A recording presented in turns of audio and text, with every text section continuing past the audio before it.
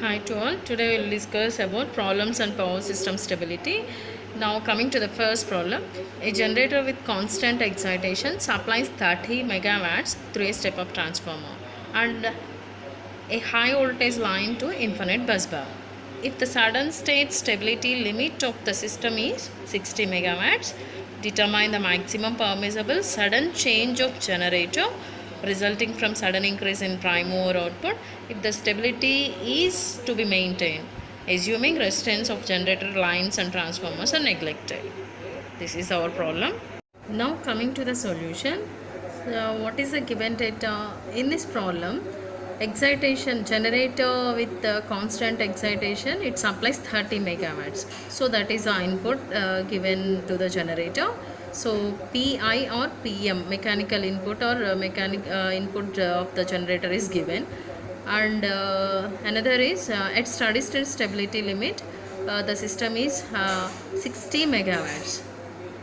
Okay, now considering these two elements, now we can draw the power angle curve. Now using given data, draw the power angle curve. In the given data, initial input of the generator is given 30 megawatts. Now I am considering P equals to 30 megawatts at initial condition. Okay, next after sudden change in the generator, it will move to some load. Okay, that will be represented by P1. Next, if the steady state stability is maintained, at that time the power will be 60 megawatts, that is given in a problem.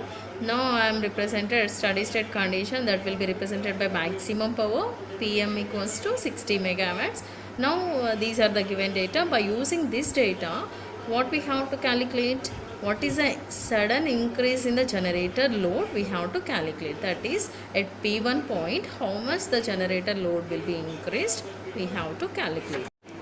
So in initial condition, generator having a constant accelerating speed, that is 30 megawatts. So initial condition it will be having some load angle. I am represented L1. After sudden change in the generator speed or generator input, A will be moved to B point. Here B at B, generator speed will be, load will be P1. I am represented in the graph. So at that at increase in load also it will be having increase in load angle, that I am represented with delta 2. So now at this A is moved to B point, that is sudden increase in load. Suppose consider as a fault occur, at that time after fault clearance also it will take some time, and in the problem he is given steady state stability limit, at that maximum power we are considering. Steady state means after fault clear it will reach to maximum power. So P max equals to I am represented at M.60 megawatts. So now here for calculating P1, sudden increase in the load, we have to equate the acceleration area and deceleration area. So acceleration area, here I am considering the triangle A point to here.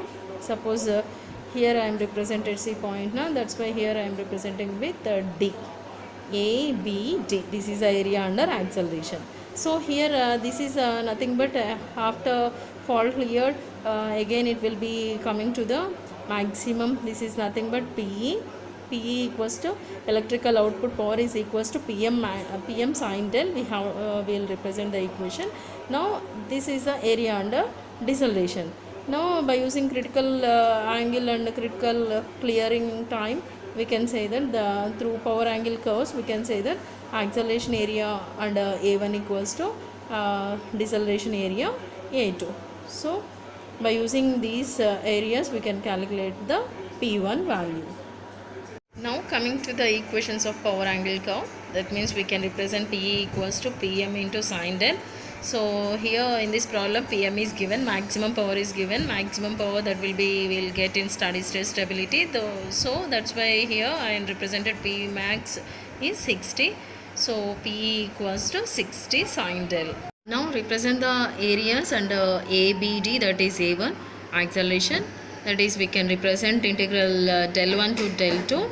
PM, that is a PM or a PS, PI we can represent same, that is input minus output power, PS minus 60 sin del into D del.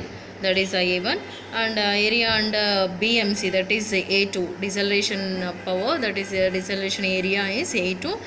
We can represent delta 2 to delta 3, integral delta 2 to delta 3. Here maximum minus input. At the A2 point, we will get P max at 60 sin del minus Ps into d del. These are the equation. For maintained stability, these two areas will be equal. Now for stable condition, we will represent A1 equals to A2.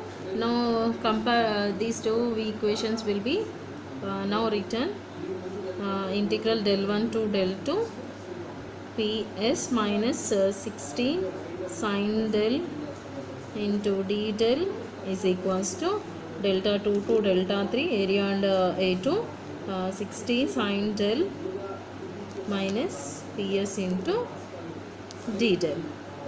Okay, these are now simplify this equation, then we will get integral del 1 to del 2 Ps into d del. Here minus is there at right hand side, put this left hand side, take it this plus integral delta 2 to delta 3 Ps d del is equals to this is minus, now take it this over right hand side, then we will get integral delta 2 to delta 3 60 sin del into d del plus integral del 1 to del 2 60 sin del d del.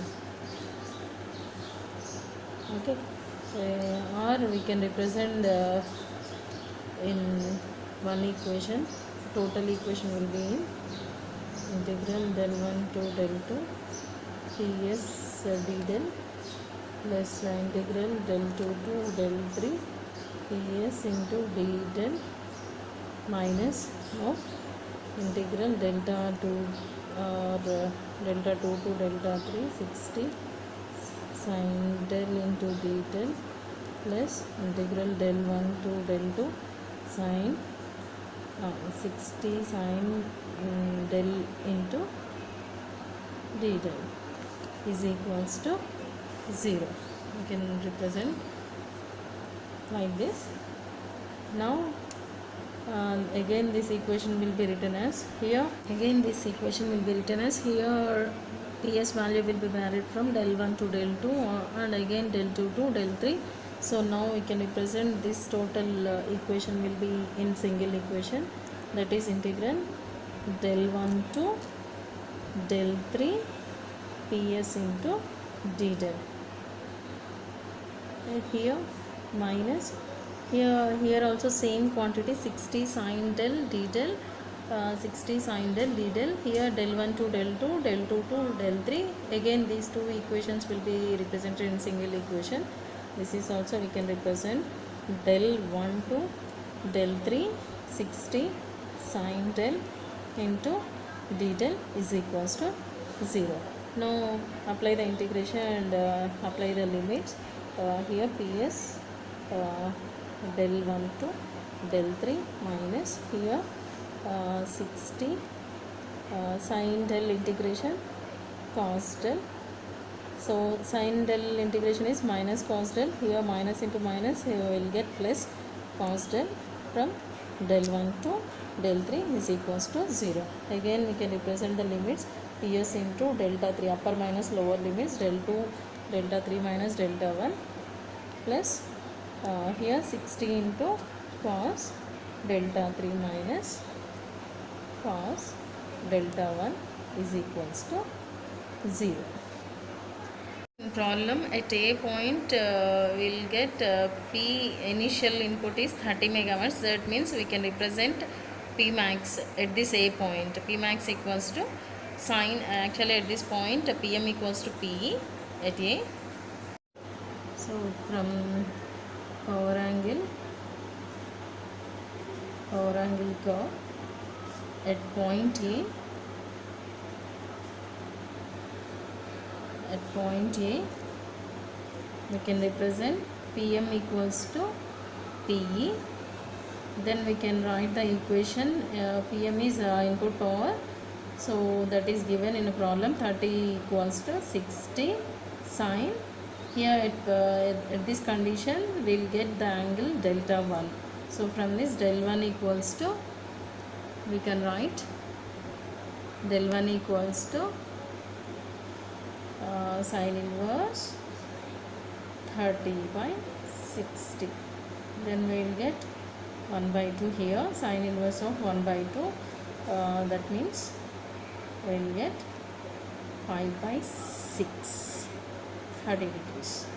So that means again from this equation del 1 we can represent cos del 1 is also as cos of 5 by 6. We can represent, that is 30 is 0.866 we can represent. Okay, now coming to the point B. At point B in a curve, we can represent PE equals to, PS equals to, input power is equals to, we can say that is equals to 60 cos del 2. At this point, at B point, you will get load power is del 2, load angle is del 2, and from this equation we can write, and again we can represent the del 3 also. Del 3 is the maximum load angle. It will reach us to, how will represent del 3 with respect to the delta 2, del 2, we can represent 180 minus del 2. Okay, so now by using these two equations, suppose take this equation, delta 3 is equals to pi minus delta 2, taking cosine on both sides. Take cosine on both sides, then we'll get cos del 3 is equals to cos of pi minus del 2. That means cos of 180 will minus cos del 2 will get. Okay, now this is a cos delta 3. Cos delta 3 is minus cos del 2. So now take this all equation del 1 and cos del 1, PE, del 3 and cos del 3. Taking these all values, now substitute these values in equation 1. Already we derived the equation comparing under A1 equals to A2. Then we will get the first equation. Now substitute all these equation in first. Consider fourth equation. Actually this is a P equals to PS equals to 60. Here this is not cos. We will represent PM sine del. So this is sine delta 2. P equals to PS into 60 sine delta 2. Now considering all these equation, now substitute in first equation. Now first equation is nothing but PS into delta 3 minus delta 1 plus 60 into cos delta 3 minus cos delta 1 is equals to 0. Now substitute PS equals to, here PS is 60 sine del 2. Now substitute all the equations, delta 3, delta 1, cos delta 3, cos delta 1. Then we will get this value. Simplifying this value, 5 pi by 6 minus delta 2 into sine delta 2 is equals to cos delta 2 plus 0.866. Suppose let us consider delta 2 is pi by 3. Then substitute delta 3 is pi by 3. Then we will get consider left hand side. 5 pi by 6 minus pi by 3 into sine delta 3 is 1.360. Now consider right hand side. Cos delta 2 plus 0.866 is delta 2 is pi by 3. We are considered. Substitute these values and we will get RHS side is 1.366. Now we can write RHS is equals to LHS. So that means 1.360 is equals to, approximately it will be equals to 1.366. So LHS equals to RHS. So at what condition delta 2 is pi by 3. Now at point B, we are considered the equation PS equals to 60 sine delta 2. That means substituting delta 2 in this, then we will get 60 sine pi by 3, that is 60 into sin del pi by 3 is we can represent sin pi by 3 is with 0.866. Now multiplying these two angles, then we will get 60 into 0.866 is 51.96 megawatts. Okay, at point B we will get 51.96 megawatts. So he asked how much of increase in load. So that means here we can represent the maximum permissible sudden increase in the generator is sudden increase in generator or load is we can represent PS input minus, so actually at what condition, initial condition is 30. So here we can represent PS is now here we are calculated at B point how much of power will be increased, that is 51.96 minus actually initial condition how much power it will be there, 30 megawatts. Now 51 minus 30 is it will be around 21.96 megawatts. Now this is the value at point B. How much of load will be increased means that is 21.96 megawatts point, that is here this is the P1. This is the final answer.